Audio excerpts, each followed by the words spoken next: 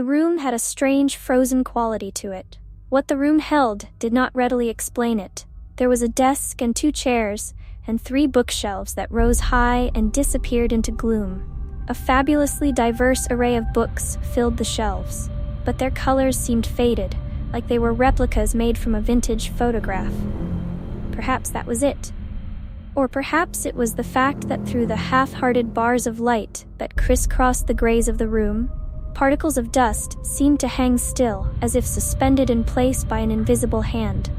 Or perhaps it was the fact that the pile of papers on the desk lay preternaturally still, and not the slightest breeze stirred the air. It was as if the room was a snapshot, paused in time. The illusion was only partially broken when the door creaked open and a man walked in. He was of the sort you would uncharitably call average. He was not too tall, not too fat, not too handsome. His mannerisms were of a man used to being inconspicuous. An easy and understated gait, not so stiff and upright as to draw admiration, not so slouched and sneaky as to draw suspicion, brought him to the chair in front of the desk. Even his breathing seemed to be tuned to the height of docility, a gentle, barely visible rise and fall. A pair of spectacles lay perched on his nose. His hair was neatly and carefully parted to one side and set with water. The man seemed confused. He alternated between eagle-eyed restlessness and glassy-eyed languor. He slumped in the chair hopelessly, but only for a brief while. Then he got up and paced between the 2 bookshelves that lay perpendicular to the desk. Sepia beams of light carved patterns across his clothes as he moved. He sat down again, and then he stood up again. Walking over to one of the bookshelves, he made as if to pick up one of the colorless tomes, but before he did so, his eyes glazed over as if he had forgotten what he had set out to do, and he went back to slump in the chair. Something seemed to strike him while sitting in the chair. His body quieted its restless stirrings. The trembling foot stilled, the tapping fingers froze, and he didn't blink. He seemed to be mumbling something. Wasn't there a cat? But the respite was only temporary, as the fidgeting renewed once more. He stood, he paced, he slumped, he straightened, he scanned the bookshelves, and repeated everything ad nauseum until the man and his clockwork ticks were one with the timeless quality of the room. An unknown period of time passed. The door once more creaked open, and another man walked in. Perhaps it was the contrast with the man already in the room that accentuated it, but this was a man who oozed masculinity. Broad shoulders and barrel chest strained against the seams of his sharp business suit. Angular features were brought into severe relief by the uneven lighting in the room. He was tall, his hair was fashionably clipped yet roguishly long, and he smelled like musk. His eyes, though, were gentle, and his face stretched into a beatific smile when the first man turned around to take in the second. "Welcome," said the second man as he walked towards the other chair with brisk, powerful strides. The first man didn't react. If the second man's appearance had startled him, his cheerful greeting seemed to have struck him senseless. The second man continued smiling for so long that it began to look strained. The first man continued to look bewildered. "How do you feel today?" the second man murmured gently. I don't seem to remember how I got here." The first man stuttered as if surprised to discover he had a voice. The sentence rose and fell in sync with the man's wavering confusion. "That's perfectly normal. Most of our patients tend to feel disconcerted in the initial stages of the treatment." The second man paused, leaned forward and asked, "You do remember I'm your doctor, right?" A faint glimmer of recognition lit the patient's eyes, but disappeared just as quick. "Doctor? Patient?" The patient murmured incoherently. The doctor said nothing. His whole demeanor seemed to ooze consideration and patience. Images flashed in the patient's head. No, calling them images suggested a solidity that the apparitions lacked. They were like smoky sensations that flitted in and out, now solidifying into mere images, but then fading into fantastic impossibilities. Death. Despite their apparent randomness, an undercurrent could be discerned at a level beyond reasoning. Death. They were tinged with death. Death and illness. He had been critically ill. Had been? Death. Illness. "How did I get here?" the patient repeated. "Never mind that. We're here for the treatment now, and that's all that matters." The doctor's voice modulated itself into tones that demanded trust, while his face was authority itself. The doctor paused for a moment, and as if satisfied with his patient's response, pulled out a sachet from his breast pocket. Something buzzed and moved inside. An insect? The doctor meticulously bored a tiny hole in one corner of the sealed packet, placed it in front of him on the desk, and waited. The buzzing and hovering intensified for a moment before it stopped altogether. The antenna of an insect poked through tentatively, followed by bulbous compound eyes. The doctor sat like a benevolent statue in the background. The insect pushed and prodded through the too small hole. It buzzed and whined into higher and higher frequencies until finally it was through. In a flash, the doctor came to life, and almost quicker than the eye could see. He had grabbed the insect and held it between his thumb and forefinger.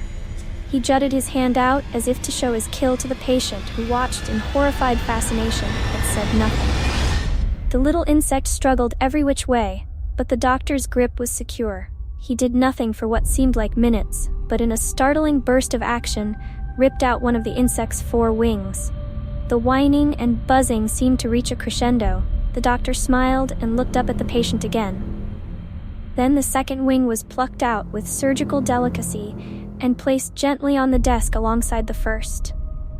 Then the third, and then the fourth, and the helpless insect was placed on its back, gently on the desk. Its buzzing was stilled, but a faint, rasping sound remained. The doctor wasn't done yet. He picked up an upturned glass and placed it over the stricken bug. Until this point, it was as if the patient was shocked into inaction by the sudden violence. But now, he pushed back his chair as if to get up and stop the madman. Suddenly, the doctor's eyes jerked towards him and stopped him dead in his tracks. There was an unspeakable malevolence in them that sent chills down the patient's spine. The patient sat back down and looked away, but he could feel the doctor's eyes boring holes into him, so eventually looked back up. The angelic smile was back in place. Was he mistaken? The neatly arranged insect wings and the slowly suffocating insect still lay there on the desk. Both the doctor and the patient continued watching the thrashing insect. An unknown period of time passed. "The treatment is going well," the doctor murmured. "Don't you feel better? At this rate, you'll be cured in no time at all." The patient just looked at him. His thoughts were an incoherent jumble, and any attempt at organizing them into a semblance of meaning was constantly interrupted by those flashes of dark somethings in his mind. The doctor pulled out a suitcase from under the desk. He opened it slowly, all the while not taking his eyes off the patient. From inside the suitcase, he extracted a bird's cage with a bird in it. It was a blue-gold robin, a beautiful, elegant bird that only seemed to shine bright for a moment before the room sucked its colorful soul away. Its cheeping quietened almost immediately. Despite himself, the patient leaned forward in gruesome anticipation. Never for a moment taking his eyes off the patient, the doctor gently picked up the robin. As if it showed how much the bird trusted him, he loosened his grip. The bird tentatively began to flap a wing but stayed where it was. In the blink of an eye, the doctor wrung its neck and tossed it on the desk. His eyes burned with black fire, challenging the patient to do something, to say something, to even move a muscle. The patient sat where he was, pinned by the force of that baleful gaze. He felt tears stream down his cheeks. He made no move to wipe them away. The doctor walked into the room and sat down at the desk. No, he was always there. The patient blinked at him. The doctor smiled at him kindly. "You're almost there. You must feel like $1,000,000 already, but it'll get better once you're fully cured. Are you ready?" The doctor didn't wait for an answer and snapped a largish suitcase that he'd lugged onto the desk open. Carefully picking up something from inside with one hand, he slapped the case shut with the other and tossed it away into an invisible corner with easy strength. He held a tiny gray cat in his hand. The cat mewed gently. The doctor reached out to scratch the cat behind its neck, and it purred. He smiled. The patient stared in helpless discomfort and began to shiver. The doctor noticed this, but only paused to nod, as if telling the other man with a slight glance that it was almost. When he pulled out a ball of twine from a suit pocket, the little cat looked up in delight, wondering if it was playtime. Like a bolt of lightning in a cloudless sky, the movement was sudden and violent, and the twine was around the cat's neck. The doctor squeezed and squeezed. The patient leapt up off the chair. Just when he was about to reach the doctor's side of the desk, the doctor stopped strangling the helpless little cat and sat back in his chair. He straightened his tie and pushed back hair that had tumbled down over his forehead. Rubbing his palm over the sheen of sweat that had covered his face, he gathered it at the tip of his forefinger and flicked it into a handkerchief. Sitting back easily in the throne-like chair, he looked steadily at the patient's outstretched hand and said nothing. To his utter puzzlement, the patient found that he was holding a large carving knife, and it was pointed at the doctor. He dropped and it clattered away into the gloom. Shaken, he sat back in his chair. Something about the doctor seemed different. He seemed as handsome and imposing as ever, but there was something broken about him. Were his eyes moist? Despite himself, the patient said, "Are you okay?" The doctor said nothing but looked away and continued to gaze steadily off into the distance. It is well known that cruelty to animals is the first sign of becoming a psychopath, the patient said. The other man didn't react, but the patient seemed to blanch at his own words. "I'm not calling you one. Even if I were calling you one, I wouldn't be using that as an insult to put you down. I never would. I consider it as a form of mental illness that you can do little about. It can be triggered due to traumatic experiences in your childhood." The doctor continued to look away. "Was it your parents?" "It's all right. I understand if you don't want to talk about it. I don't blame them either if they abused you. They might have had problems of their own. Maybe financial. Maybe they weren't compatible. Maybe they were guilt-ridden because they couldn't give each other and you the life or love you deserved. I say these things to humanize them." The patient's voice grew more and more assured and seemed to ring even off the deadened walls in the room. "It's easy to dehumanize people, but humanizing? That's much harder. And I point out these causes for their actions because these are things that affect everyone, even the saints. And this applies to you as well. I know you think there's something wrong with you, and maybe there is, but that doesn't make you inhuman. I empathize."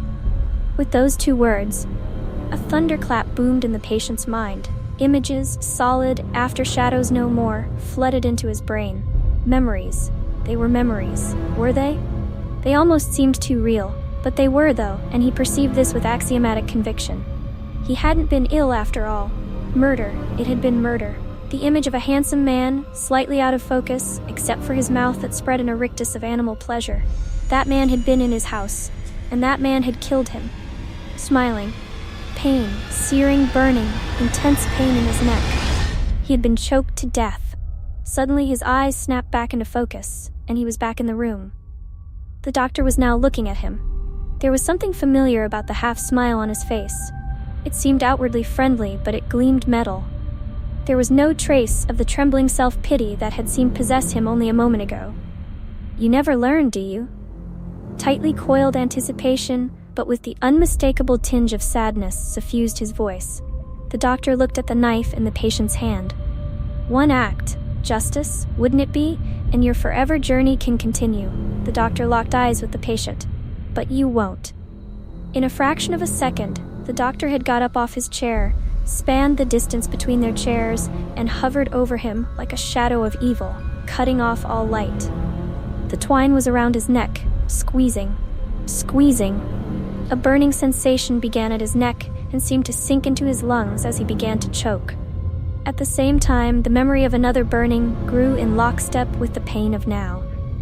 His mind knew what was going to happen, and even though the doctor now stood behind him, he could see his face clearly, as if it were in front of him.